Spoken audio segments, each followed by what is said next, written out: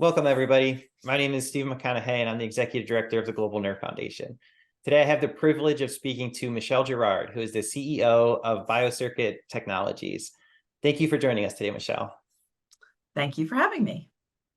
So we really appreciate this chance to talk to our startup partners and really learn more about their organizations and kind of how they work their way in getting to market. But first, maybe before we jump into BioCircuit's background and their current work, could you maybe tell us a little bit about your background and kind of what led you to BioCircuit? Sure thing. It was sort of either an accident or serendipitous. I had concluded what I thought was my 25-year career in business, and I was sitting on the board of what is BioCircuit's former parent company. And we made a decision that we should spin BioCircuit out to be an independent company, primarily so that we could start raising money specifically to get the products that we thought had a lot of potential all the way to market. So a little bit more focused versus being involved in a larger organization. Absolutely. We shared some of the technology origin of our capability set with the parent company, but the end uses were not the same. So we would appeal to different investors. We would ultimately appeal to different strategics, et cetera. So the exits would ultimately be very different. So in your prior experiences, are you from a business background and then kind of came into the scientific, or a little mix of both? Definitely. I was an engineering and undergrad, so always loved the technical side of things. But as soon as I graduated, I headed towards very much business, got my graduate degree in business, and spent time in a variety of operating roles and consulting roles for that first career. Once I left that career, I had a lot of interest in making investments in technology-based companies, specifically those that were commercializing intellectual property developed on university campuses here in our state, the state of Georgia. And that was the reason I ended up on the board of the parent company of BioCircuit. Okay, interesting. And how long have you been with BioCircuit now? BioCircuit has been an independent company for 4.5 years. Gotcha. Okay. So all 4.5 years. Oh, yes, yes. We had the scientists and the technologists to spin out the company, but we didn't have in the parent company a business person available to do it. So they asked me if I would be that person. So at least to start out with, for a long time, I was the sole person with more of a business background rather than an engineering and science background. Okay. And you touched on kind of the science and technology. Was that initially developed within BioCircuit or at a university? Could you maybe just give a little bit of background on kind of where the technology came from? And then we could talk a little bit about kind of where it's going and the problem it's trying to solve. Yes. So the main product that we're bringing to market, first off, we refer to as nerve tape. It's a registered trademark called nerve tape. And its primary use, to start off with, is to repair transected nerves. So instead of a microsurgeon having to suture the nerves, or in many, many, many cases, that nerve repair just not happening, the nerve tape allows it to be repaired without suture. So if you can visualize it, I always say it looks a little bit like a postage stamp, though the postage stamp material is a porcine-derived substance. And we embed in that postage stamp-sized thing some micro hooks that hang on to the outer layer of the nerve, and we wrap it around and it wraps onto itself. So if you rubbed your finger over the top of it, it would feel a little bit like sandpaper. If we could say it feels a little bit like Velcro, that is the sensation. And so you don't have the need for sutures because the micro hooks provide the role that sutures provide at the beginning. And the porcine-derived substance ultimately encapsulates those in place. So the nerve is, the axons are able to find their way to each other instead of accidentally either not when there's not a repair, or sometimes being out of alignment when there's a suture repair. So we did not come up with this idea on our own. We have a co-inventor surgeon, Dr. Jonathan Isaacs, who's on the faculty of VCU, Virginia Commonwealth University, and he identified the need. He's a hand surgeon and identified the need for this kind of repair because even when suture repairs were performed by experts like him, they Right. didn't always have the outcome, and they took a really long time. So he had experimented with some ideas on his own, and then he networked and found us because we had some capabilities with microhook technology. And we submitted a joint grant request to the NIH. And the NIH really liked the idea and gave us a very generous grant. And we developed prototypes and prototypes and prototypes and prototypes and moved our way through all kinds of different materials, shapes, sizes, configurations, and landed on the design that we have today. And Dr. Wow. Isaacs's lab at VCU has also been to date the site of all our preclinical trials. Okay. So there's a lot of interesting points there. I think the first is it's always exciting to hear clinicians kind of partnering with industry or identifying like where there's kind of commonality. And I think that's one of our goals is the GNF is kind of bridging that gap of industry and clinicians, because sometimes I think there's a little bit of I don't want to say distrust, but they're just not quite as open communication and being able to work together. So it's great to hear that you guys are such a success story of a good collaboration kind of between the science and clinician and the business side of things.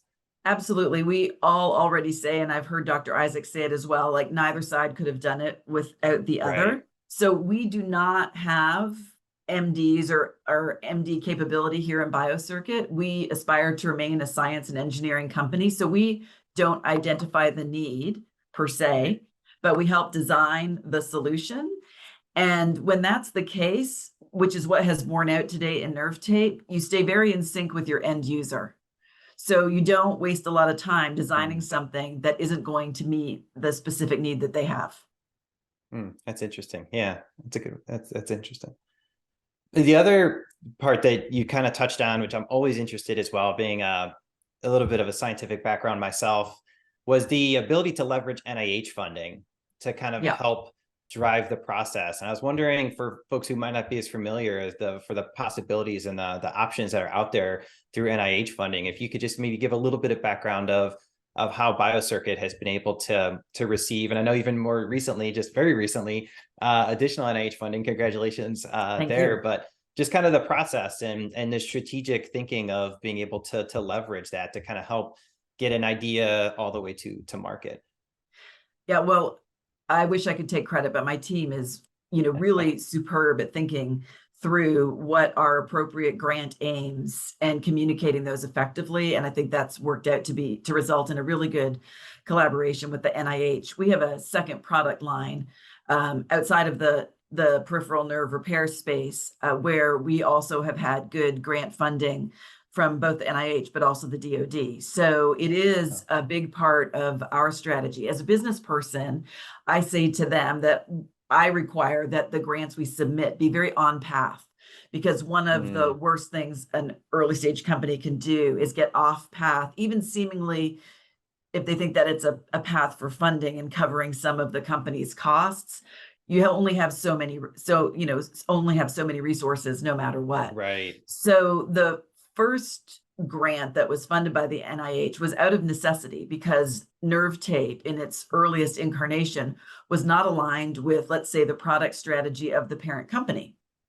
So then when it evolved to the point that we knew we really had something and we became an independent company, we raised some private funds that went along with the NIH funds. We met our aims. And when you are working with the NIH and submitting follow-on grants, if you can say, here's the data that supports that we made good use of your first money. By the way, it's resulted in so much progress that we have private investors who've put money in. And here's the specific aims that'll get us the next step down the path. It just seems to be a dialogue that works really well with the NIH. Right. And I also think, I've been very impressed with the vehicles that the NIH supports. So they, even in addition to what you'd call the traditional SBIRs and pure research, They have a vehicle called basically commercialization readiness program Okay. that allows, if you submit the grant, talk about the aims, and get approved, it provides for some of the things that typically you can't use grant funds for, like certain aspects of early marketing efforts and Oh, okay. early customer investigation and demand investigation efforts. Oh, And that's that's been interesting. super for us. That's the one that we got more recently, Okay. to your earlier point. And we have a couple of others in the hopper, and always have our fingers crossed that the NIH will see their way to that. We have lots of follow-on product development planned after our That sort makes of sense. first launch of nerve tape. Okay. No, that's great. I your point of staying on path, I think that's true for, even those of us outside of the bit of the medical or scientific area, even nonprofits. It's a huge area where you see funding opportunity and you think, yeah, we could stretch a little bit and Right, maybe make right. it work. But then you're right. What it ultimately does is it kind of leads you off of what you're trying to do. Absolutely. And your point of limited resources and only so much time and people that you can really devote to what you're trying to accomplish is that was a really great point. Yeah, definitely. I'm a big believer. So in addition to VCU and NIH and kind of the journey from development of nerve tape, have you had any other significant partners? Because one thing I've kind of found in talking to different groups is, collaboration, especially in the scientific and medical area, is just so key in order to succeed and kind of move projects forward. Did you have any other kind of major players for collaboration? Yes, the other major one we have is we have a partnership with Smithfield Bioscience. So we needed to work with them and their R&D group, who are terrific, to develop the right substrate in which to Okay. embed the microhooks and work together on how to embed those microhooks and work through, as again, lots of different prototypes, lots of different approaches to decellularization. And yes, they've been absolutely fantastic partners in helping us develop that. That's interesting. Um, so is finding kind of a specialist in the area in the very specific scientific area that already had kind of some of the technology and the resources or abilities that you all needed to kind of work through nerve tape. Yeah, it ended up, again, who knows if it's serendipitous or by accident. They are very interested in looking for medical end uses for the enormous number of pigs they harvest every single year in Okay. their parent company. So that's why that unit exists in Smithfield. And we needed some help in understanding how to integrate the biomaterial with the microhooks. And then again, with our VCU collaboration, working through and getting those prototypes tested. And Smithfield had the expertise on the tissue side of I things. see. We had the expertise on microhooks, and truthfully, we make our own tooling and have figured out how to assemble the device. And then the clinician slash academician, or faculty, I should say, Yeah. can put it to use. So that was a really Wow. important three-party collaboration. Yeah. Yeah, I can imagine. And then, so when you have kind of multiple groups working together, like how do you, as kind of CEO, how do you manage the communication and making sure that the groups are staying kind of lockstep as they're going through that process? Because I can only imagine the number of steps, the complexity of the projects, and Yeah. it'd be very easy for somebody to kind of get off out of line or off step with what the other groups are doing. Yeah. So in that kind of a situation, as the CEO, you kind of have two choices, which is we aren't going to do collaboration. We're going to bring all those capabilities under one umbrella and do it all ourselves. Hmm. Or we're going to establish, collaborations with external parties. And if you go the route of the collaboration with external parties, then you have to have, as you say, a lot of skill in very natural, transparent communication that's Right. hard enough to do even under one umbrella. So we Yeah. focus a lot on that. And that has to end up being a core capability in addition to just science and technology, for Right. sure. So it's both about setting up the right formal arrangements so that no parties come in with expectations that are off versus one another. It's setting up the right rhythm of who has what job to do by when. And it requires all three of those parties to have some patience with each other, because again, from my former business life, it's hard enough when you're up and running and selling a product to have those Right. multiple parties. But when you're still in the R&D mode, it's even more complicated. Time is not your friend if you're a startup, because you're running out Yeah. of money. But then you're working with a university or a very large corporation where time means something very different. And so we've been really lucky, because those are two extremely positive partnerships and collaborations, but we don't take it for granted, because I really don't think that's the norm. Yeah. No, that's a lot of great points. I think communication, like so many things just come down to simple communication or lack of communication as far as keeping people moving in the same direction. And I think there's always a lot of assumptions that knows what each other is doing, but it's not always the case. And I'd like to point on the concept of time at a university is more than likely very different than Yep. it is for the business world, because they don't have the same need maybe or pressures that the business might. Right. And a small startup like us has very different time pressures than a larger company also. So even in Yeah. the business world, it can be Right. it can be very different. Right.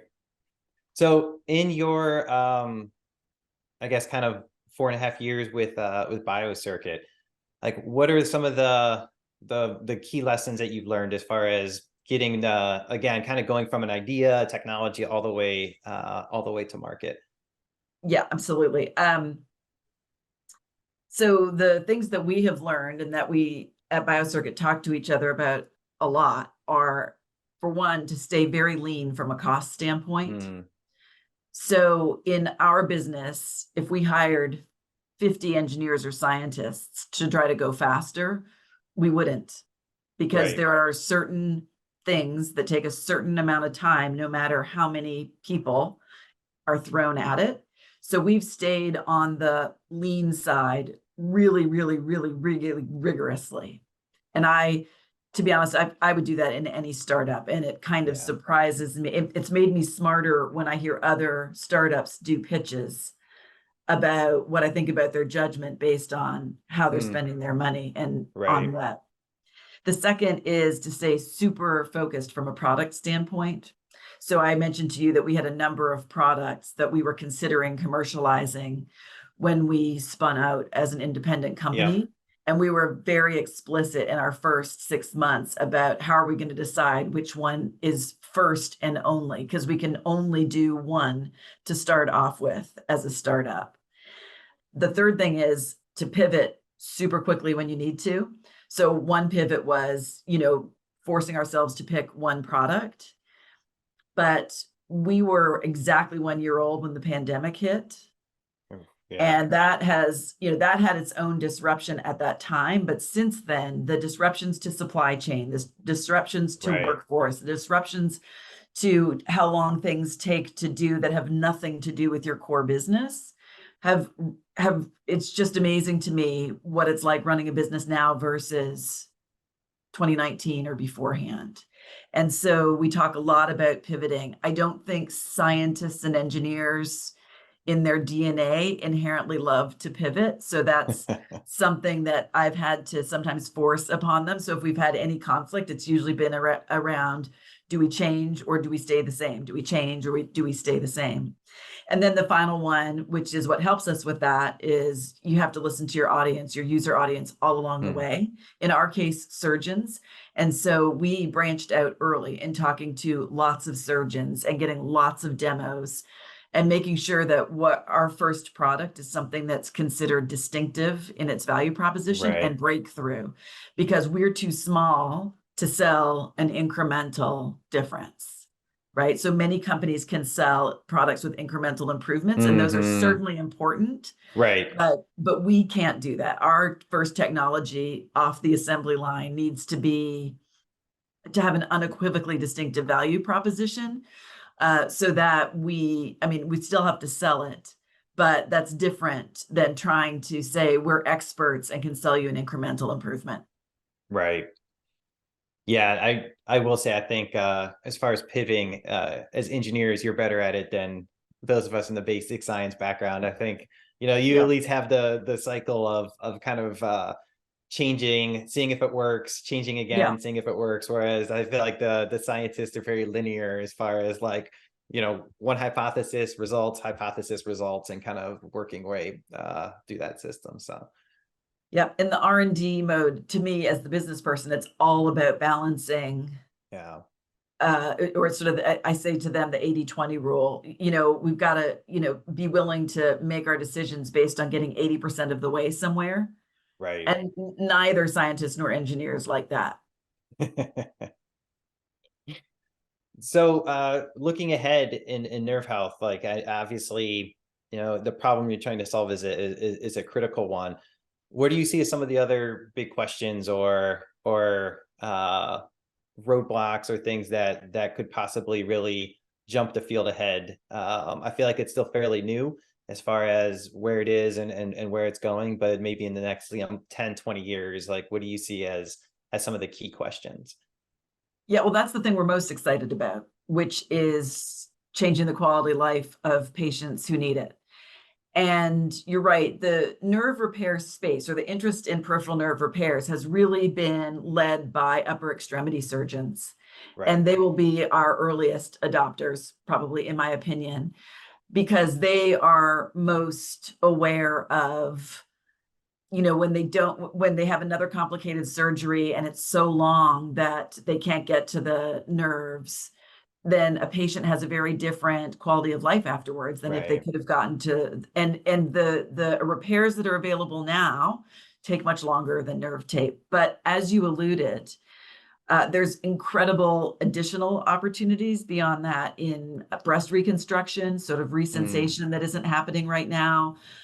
In a lot of OMF surgeries, where yeah. it makes a huge difference to the patient whether or not they have sensation, or whether or not they have, in many cases, not only an OMF, but if your peripheral nerves are not repaired, you can have neuromas and chronic pain. Right. And so if that repair is made, the reduction in pain is also transformative, in addition to the sensation that you achieve if it's repaired. I would personally, for family reasons, love it if we could get all the way to orthopedic surgeries, because they're very much focused on bones and tendons and ligaments and muscles, and the peripheral nerves get really kind of Yeah. last on their list. So I think it's going to have it can have transformative outcomes in both, pain, sensation, motor skills. And it's just the tip of the iceberg that has been tackled thus far. But nerve tape, in providing something that's a lot faster, a lot easier to use, so a broader set of surgeons can use it, and then with greater effectiveness afterwards, we just want it to be available everywhere, not only from a business standpoint, which of course we are in business, but because we really think it's going to transform outcomes for patients. Right. Yeah, and I think, in my experience, the Global Nerve Foundation, that's what's most exciting is it really is a lot of, being driven by that seeing the difference it can have in patient quality of life when you see an improved outcome, Yeah. and seeing like that passion across the board, whether it's clinicians or industry partners who are really trying to work to really get to that point where you're having a significant impact, whether it's we kind of, you already touched on, but whether it's sensation or whether it's motor function. I mean, these are just giant um, issues that people with peripheral nerve problems have, and being able to kind of help and improve those and hopefully overcome some of those is it's an exciting area to be in. It is. Well, thank you so much, Michelle. I really appreciate the time today, and thank you for BioCircuit's support as a startup partner. I really appreciate it and look forward to working with you to improve the lives of people with nerve problems moving forward. Thank you very much.